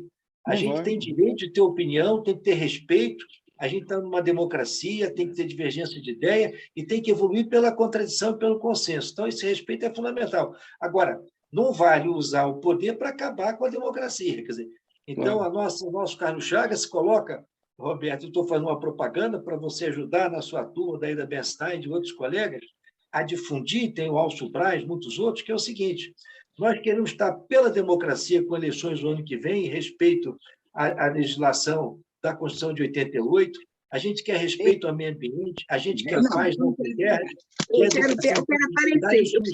São princípios básicos para uma unidade, e nós temos um sonho ainda, que ainda vai ser trabalhado, que é a UNEM, União Nacional de Estudantes de Medicina de ontem e de hoje, aqueles que, como você, lutaram no TCE e continuam hoje de pé lutando pelo SUS e por um saneamento, quer dizer, por uma política de saúde que satisfaça a todos. Porque a gente vai se unir nacionalmente. E a Nacional de Medicina vai mostrar a que veio toda a sabedoria que tivemos, desde Carlos Chagas, as vacinas, toda uma história, uma tradição, que é um tesouro nosso. E nós não perdemos isso para governo nenhum. Eu queria pedir grande aqui abraço. que se inscreva. Eu só preciso sair. Quem mais aqui pode falar antes do Roberto sair, Roberto, rapidinho? Quem que não se expressou, porque nós temos 10 minutos quase para concluir, e não ouvimos alguma parte da audiência. Quem gostaria de falar? Beth, você quer falar? Oi. Oi, Emílio, pode abrir. Pode falar, só ligar o microfone, fale. Faça a sua apreciação. Não, eu concordo, eu achei excelente as exposições. Eu tenho aproximadamente 45 anos de ambulatório e fizemos um trabalho, qualquer dia a gente mostra, assim, uns índices ótimos. Eu concordo com todos, tudo que foi falado. E eu acho que tem que ser uma solução agora, mais imediata, mas tem que ficar sob supervisão, né? É difícil, é muito difícil. Mas gostei demais, um debate super rico, muito rico. Ótimo, excelente. Obrigado a você, porque você e Cristina foram os alicerces do Instituto de São Francisco, da nossa turma, que permitiu depois expandir para o Carlos Chagas a nível nacional. Né? Muito grato. Quer mais alguém? Quem é que está presente aí? Que eu saí um instantinho por aquecimento e perdi um pouco. Quem mais está presente? Tem 24 presentes. Rosa quer falar? Suzy quer falar? Emílio. Fala. O Marcos levantou a mão, está querendo falar? Marcos, pode falar, claro. Oi, Emílio, eu vou ter que sair, infelizmente, eu estou com uma outra reunião. Tá bom, querido. Você não vai sair nunca, você voltou e definitivo. Estamos juntos, companheiro. Uma alegria, viu? Viva Rodolfo São Francisco. Muito grato. Agradecer ao Eduardo Costa. De Brasília ao Rio de Janeiro, estamos unidos. Uma alegria. Eu trouxe um cabra da peste aqui, hein, cara? É o cabra marcado para viver. Excelente. Grande abraço aí a todos. Valeu. Tchau, tchau. Obrigado. O Clêmax está presente. O Clêmax, você não quer dar uma palavra? O Clêmax é um professor sempre agraciado como Paraninfo. Clêmax, dá uma contribuição para a gente. Fala o que você opina, Clêmax. É o seguinte, eu vou fazer uma intervenção rápida. Obrigado, boa noite a todos. Eu participei recentemente de uma comissão da Faculdade de Medicina em relação ao EBSER, tratando especificamente da questão dos alunos. Né? Já foi bastante discutida a questão da assistência, fica mais ou menos óbvio que a saída agora praticamente é essa, né? Não tem essa, é isso ou isso, mas o fato é que nesse contrato a questão dos alunos nem sempre é muito bem disposta, de forma que a gente tem exemplos aqui de universidades no Rio de Janeiro, que os internos não são queridos dentro do hospital universitário. Eles são colocados em outras áreas, em outros setores, porque a clientela passa a ser dirigida por um tipo de público que interessa a EBSER e não exatamente as funções do hospital universitário, com um aluno ao lado, tendo que dar orientação, essa coisa toda. Então, eu não vou me estender, mas é que a questão do hospital universitário, que não privilegia seus alunos, é grave. Né? E isso é a experiência que se tem na EBSER em outros estados, e mesmo aqui no estado do Rio de Janeiro, tem mostrado que há conflitos muito graves, muito sérios. De forma que é só para chamar a atenção de que nessa contratualização, esse ponto, né, de ser um hospital de ensino, ele tem que ser sempre lembrado. Claro que a assistência vai se beneficiar e por aí vai, mas é só para chamar a atenção desse aspecto, tá bom? Obrigado. Boa noite a todos. Valeu, Clêmax, importantíssimo. E olha que o Clêmax fala aqui para rapidinho, quantas vezes você foi para Paraninfo, hein? Conta para a gente. Cara, pelo jeitão dele, eu vi que ele é sempre, pelo jeitão. Falar em aluno, mas sabe quem é? O Clêmax é a porta de entrada para essa geração nova que não sabe o que está acontecendo, entendeu? E acha que votaram contra a corrupção. Acham que... Não, muito bom, muito bom. Deixa eu falar uma coisa que eu vi, porque escreveu aqui, o Flávio escreveu uma coisa que eu achei interessante aqui, eu vou aproveitar para comentar, já que nós temos um minutinho, mas bem curto. Temos 5 minutos, né? Mas só para falar um mesmo. Que é o seguinte, o que nós falamos aqui, né? Que eu falo da falta de um planejamento mais amplo, né? Pelo seguinte, eu via só essa coisa da Inglaterra, tem muita coisa interessante. Quando teve realmente aquela situação lá do início, eles privatizaram quase, quer dizer, eles estatizaram praticamente tudo, só fecharam aqueles hospitais que nem a gente fechou aqui na redemocratização, que foram os hospitais psiquiátricos que eram terríveis, porque lá também tinha essa bagunça, as trambiclínicas também tinham na Inglaterra, fora daqueles hospitais loucos, né? E eles acabaram fechando, quer dizer, eles fecharam, dizendo que isso não pode servir para o hospital, ou então encamparam. Agora, não proibiram de ter quem tivesse recurso, mas todo mundo aderiu, a população aderiu, acreditou numa proposta que tinha lá importante. Mas eu ia falar uma outra coisa relacionada com isso, que é o seguinte, como é que foi o ensino? Quais foram as mudanças que teve no ensino na Inglaterra? Acabou, não tem hospital universitário, tem o contrário, quer dizer, não tem um hospital de uma universidade. Não tem. Tem um hospital onde se ensina. É básica a diferença.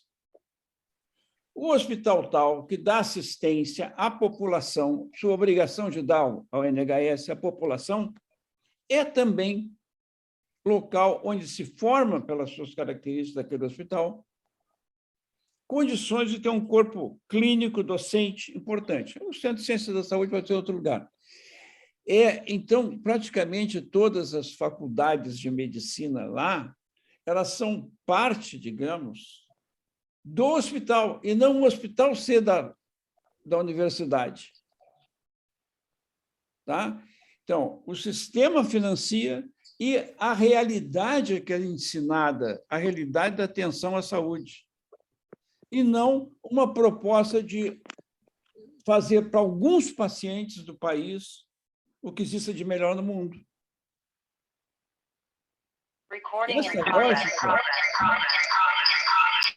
Essa lógica que eu queria lembrar para vocês aqui, que, às vezes, né, a gente peca porque a gente pensa a universidade, a nossa faculdade, etc.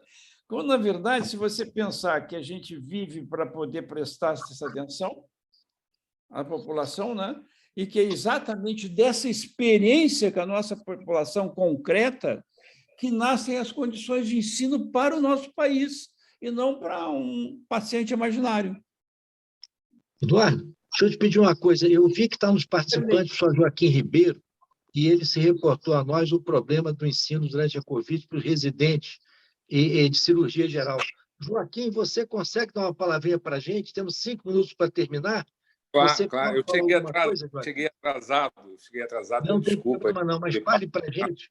Na verdade, eu ia vir com o Marcos para a reunião, que eu estou na direção junto com ele, e o movimento nosso de ensino, é claro que será preservado, isso aí não há nenhum risco com o atual corpo clínico que nós temos no hospital, com a atual direção, de ter qualquer problema com o ensino dentro do hospital universitário. A gente tem toda a estrutura montada para isso. Durante a pandemia, fomos o único hospital universitário a manter o ensino para os internos desde o início. Fizemos um plano de ensino especial. A clínica médica não queria interno. A cirurgia, as especialidades cirúrgicas bancaram o ensino também de clínica médica para os internos da clínica médica. Depois, parte da clínica médica aderiu e, em momento algum, o ensino foi interrompido. E não será interrompido. O problema não vou entrar na discussão da EBSER, que a parte já foi bem colocado, é um pontual, é um ponto que é o da captação de recursos, especialmente de técnicos de enfermagem, que é a principal carência que nós temos, né? E que a gente viu quando o hospital é estruturado, tem um corpo estruturado, a EBSER não atropela. Se o hospital tiver, de fato, desestruturado, vai todo mundo embora, né? Se o corpo clínico não estiver presente, se o corpo clínico não fizer parte dos protocolos, dos processos de manutenção do ensino e de qualidade, com pesquisa, nós temos tudo estruturado. Agora, o que a gente não tem mais é pessoal. Nós estamos aqui agora à beira de um corte de 800 servidores, especialmente técnicos de enfermagem, serão fechados, o hospital será fechado, 1/3 do hospital será fechado, com repercussão em dominó, que eu acredito que não só vai atingir 1/3, mas sim a metade do hospital será fechado se não houver contratação, se não houver manutenção atual, especialmente de técnico de enfermagem. A gente está contra um processo, praticamente o corpo clínico permaneceu dentro da UFRJ presente, muito pouco afastamento. O PPMG menor do nosso lado sofreu muito mais com afastamento do que o corpo clínico do hospital. A gente tem vários professores e vários profissionais com mais de 60 que nunca se afastaram. Eu tive Covid grave, fiquei 15 dias afastado durante Covid, mas trabalhei esse tempo inteiro. E a gente não tem nenhum medo da EBSER entrar. O que a gente tem medo é de não ter pessoal contratado. Não é médico, a gente não precisa de médico, não. A gente precisa de técnicos de enfermagem. Basicamente, técnicos de enfermagem, que é a carência maior do hospital atual, é técnico de enfermagem. Não há. Infelizmente, não há. E eu acho que 90% do corpo clínico está favorável. Eu tenho visto alguns colegas me mandarem mensagem com algumas falas de algumas pessoas sobre vamos barrar, etc. Não é por aí mais. Isso aí passou. Pelo menos essa é a expectativa do corpo clínico que está lá trabalhando, mantendo um serviço de qualidade. Hoje nós conseguimos recuperar todos os serviços cirúrgicos do Fundão. E em breve estaremos recuperando um transplante, que realmente nós fomos massacrados durante 10 anos. A gente foi desorçamentado no governo Fernando Henrique Cardoso. E tivemos que ter talento para faturar. Nós vimos isso daqui do ministro da Saúde, do Fernando Henrique. Olha, os estados universitários têm que ter talento para faturar. É isso que a gente viu. E esse massacre vem ocorrendo e foi muito grave nos últimos 10 anos. E é o dado de realidade. A gente está à beira do desmonte total. Ou seja, se tiver essa recuperação, é o desmonte total. Bom. Obrigado, Joaquim. Mais alguém para a gente terminar? Porque estamos chegando ao tempo. Nosso teto agora é 10h15, a Daniela avisou, prorrogamos um pouco. Alguém quer fazer uso da palavra? Fala. Emílio. Fala, estou te ouvindo, pode falar. Eu tenho que falar rapidinho para a Suzy. É o seguinte, o Davi Rummel, que era um colega nosso epidemiologista da USP, tinha acabado de voltar do Canadá no tempo que começou os tomógrafos. Ele falou que tinha 2 ou 4 tomógrafos, 2 em cada lado, o francês e o inglês, e que, por incrível que pareça, não tinha fila, porque o sistema é que encaminhava para os tomógrafos. E, na mesma época, eu perdi uma mãe com 2 filhos, que eu encaminhei lá do Embu das Desgraças, do Santo Eduardo. Fiquei 2 semanas tentando uma toma de encaminhamento. E ela não conseguiu, e ela depois AVCzou o aneurisma dela, e ela não conseguiu acesso a essa toma. Então, quer dizer, é claro que precisamos de um sistema que dialogue de uma forma, de preferência horizontal, né? Compartimentalizada, mas horizontal, sem esse ou aquele melhor. E, na sua fala, um colega, se não me engano, da Espanha, falou que os planos de saúde não entram lá nos países da Europa. Por que será?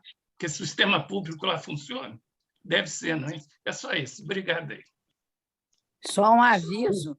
Eu vi no Canadá uma coisa muito interessante. O hospital que dava ensino universitário, ele era reconhecido como um hospital de gabarito, por isso ele poderia dar ensino. Mas eu vi o médico, professor, que não ganhava muito, mas se ele atendesse pelo SUS deles, lá pelo plano de saúde, ele tinha um aumento do salário. Então, assim, existem vários modelos de saúde pública. Não sou contra nenhum e nem sou a favor de plano de saúde, nunca trabalhei em plano de saúde e gosto de dar para os meus doentes do SUS toda a atenção que o médico dito médico do plano de saúde dá. O que eu acho que nós temos que ir junto com a medicina. A medicina não é mais de dar aspirina ou dar diurético e ficar assim. Hoje em dia existem outras coisas. Eu quero ver qual pessoa que não quer dar para um filho ou para uma mulher ou para sua mãe o que a medicina pode dar.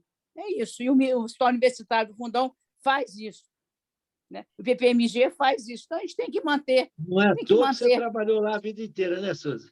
Pois é, mas é por isso que eu acho. Eu acho que o ruim, o bom, não é contra o excelente. O excelente era tudo isso, fazer sanitarismo, tudo isso, mas não tendo, tem que manter o hospital universitário funcionando. Então, se a solução é essa empresa que foi criada privada não, foi criada era estatal, então, pelo menos nas normas, tem que colocar tudo isso. O ensino é importante, a pesquisa é importante e a assistência é muito importante. É colocar nas regras, mas eu acho que não dá para, na situação atual, deixar o HU acabar, nem o PPMG, nem nenhum hospital. Só isso. Obrigado, Suzy. Boa noite para todos. Eu queria agradecer. Tem alguma pessoa que não fez uso da palavra que quer dar 1 minuto para a gente fechar? A Rosa. Quer falar, Beth? Não, a Rosa não tem. Rosa, por favor, Rosa Rita. Não tenho nada a acrescentar. Estou tentando assimilar tudo que eu ouvi hoje. Bom, Rosa. A Rosa, para quem não conhece, trabalha no IED, nossa pesquisadora de genética. Eduardo Costa, gratíssimo a você, obrigado ao Joaquim, ao Marcos, ao Roberto. Foi brilhante a vinda deles. Para mim foi muito nós não conseguimos todos que tínhamos, mas abrimos a oportunidade, né? E acho que a gente conseguiu progredir e gerar algum campo mais de entendimento, né? Para ver o que é possível, na verdade, né? A gente sonha com a cabeça nas nuvens e os pés no chão, né? Esse é o nosso ofício difícil. E vamos adiante. Olha, muito grato a todos, uma boa noite e desejar os votos para que a nossa reitora, o consumo, os estudantes, possam equilibrar o diálogo, porque não pode ser uma coisa, nós estamos vendo muitas hostilidades e tem que criar o diálogo na realidade. Conversando, a gente se entende. É difícil às vezes, né? Mas a gente tem que procurar, pelo menos em relação àqueles que preservam o diálogo. É isso que eu penso, tá bom? Uma boa noite a todos, muito grato pelos que responderam o chamamento. Obrigado viva a FRJ, viva o Sistema Único de Saúde e viva o povo brasileiro. Viva ele. Boa noite a todos. Parabéns. Boa noite. Querida.